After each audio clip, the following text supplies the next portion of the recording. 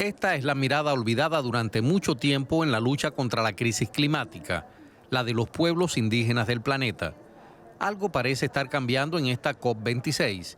Representantes de pueblos originarios han asumido un papel más protagónico gracias a décadas de activismo que ahora comienzan a reconocer algunos gobiernos y parte del sector privado presente en esta cumbre del clima.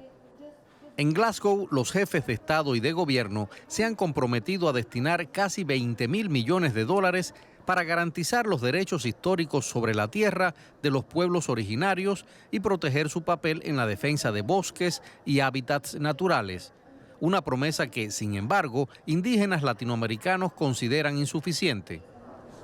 Parece una cumbre que ha atacado un tema nuevo que no estaba antes, que era la inversión territorial para los pueblos indígenas. Y esto me parece que es basado a los muchos estudios científicos que han demostrado y a los que hemos estado las organizaciones exponiendo a nivel mundial en los últimos años de la necesidad de incorporar el papel de los pueblos indígenas y comunidades locales en esto. Pero en general la COP sigue siendo la misma, bastante promesas, bastante discursos.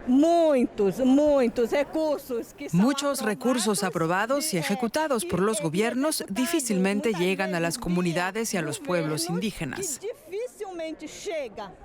Y nuestra preocupación es que las nuevas ayudas sigan ese camino. Más aún en Brasil, donde en este momento la gente no tiene contacto ni diálogo con este gobierno.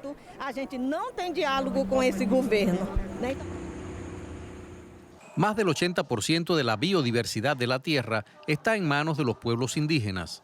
Sus prácticas y conocimientos ancestrales sirven para proteger bosques y selvas, lo que a su vez sirve para reducir el impacto de la emisión de gases de efecto invernadero.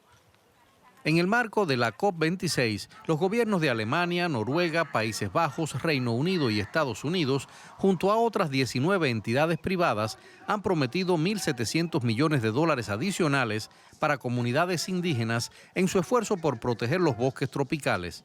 Es el mayor fondo público-privado de la historia para este objetivo. Representantes indígenas han presentado en Glasgow una propuesta para que esos recursos lleguen directamente, sin intermediarios, a las comunidades que quieren convertirse ahora en la primera línea de la lucha contra la crisis climática. Y por primera vez, una COP26 se está tomando más en serio los pueblos originarios, pero ¿implicará aquello necesariamente cambios positivos o significativos? Se lo preguntamos a uno de los representantes indígenas presentes en Glasgow, a quien ven a Tuniac Catán, quien es, además del pueblo Shuar de Ecuador, coordinador general de la Alianza Global de Comunidades Territoriales. Señor Catán, muchas gracias por hablar con Deutsche Welle. Y parto preguntándole inmediatamente 20.000 millones de dólares para garantizar los derechos históricos sobre la tierra, bosques, ecosistemas. ¿Para cuánto alcanzan 20.000 millones en semejante meta? Buenas noches, mi nombre es Tuniac Catán. La verdad, estamos aquí en la COP, los pueblos originarios del mundo, pueblos indígenas y comunidades locales. El anuncio que han hecho los gobiernos de 20.000 millones, la verdad parecería mucho, pero en realidad para llegar al territorio y mitigar la crisis climática, la crisis humanitaria y crisis económica es insuficiente. Sin embargo, a pesar que llegase todo ese fondo sería insuficiente, a pesar que ahora los mecanismos que están actuando, los canales que están utilizando a nivel internacional y los gobiernos no han garantizado que esos recursos lleguen al territorio. Por eso creemos que ese recurso todavía no va a alcanzar para mitigar el cambio climático y garantizar los derechos territoriales, los derechos de vida de pueblos indígenas, de pueblos originarios. Señor Catán, ustedes vienen además denunciando a la gobernanza política, la misma que se reúne allí en Glasgow, donde está usted, de fracasar en la protección de líderes y lideresas de indígenas, defensores y defensoras ambientalistas, en una región donde los atacan, los agreden y los matan. ¿Esperan avanzar ustedes en este tema? Efectivamente, lo que hemos anunciado aquí en Glasgow, hemos dicho, los pueblos indígenas, por ejemplo, en la Amazonía, ya estamos protegiendo más de 400 millones de bosques tropicales. Déjenos preservar, no nos persigan, no nos maten. A nivel global, a nivel internacional estamos protegiendo 950 millones de bosques tropicales en el planeta, de hectáreas. Entonces estamos diciendo, ya estamos contribuyendo, ayúdenos a proteger, no criminalicen, no intensifiquen la actividad extractiva en nuestros territorios. Déjennos ser nosotros, déjennos contribuir a la humanidad, a la vida, y no jueguen con la esperanza de los niños y de las mujeres, no jueguen con la esperanza de vida de la humanidad.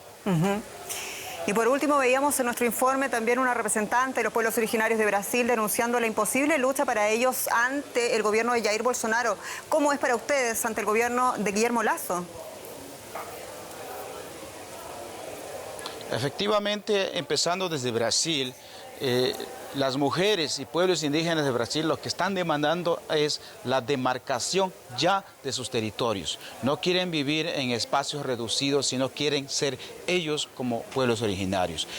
Lo que pasa en Ecuador, denunciamos públicamente que aquí a nivel internacional el gobierno viene a pregonar sobre la transición económica en su país, pero allá internamente en el país, en la Amazonía ecuatoriana, mis hermanos han estado luchando porque el país, el gobierno actual, tiene el plan de intensificar y aumentar la extracción petrolera y minera en nuestros territorios, en territorios de pueblos indígenas, y no ha hecho ninguna consulta previa, libre e informada, peor, no ha hecho el consentimiento. Señor Catán, del pueblo Shuar de Ecuador, gracias por esta entrevista. Hasta pronto.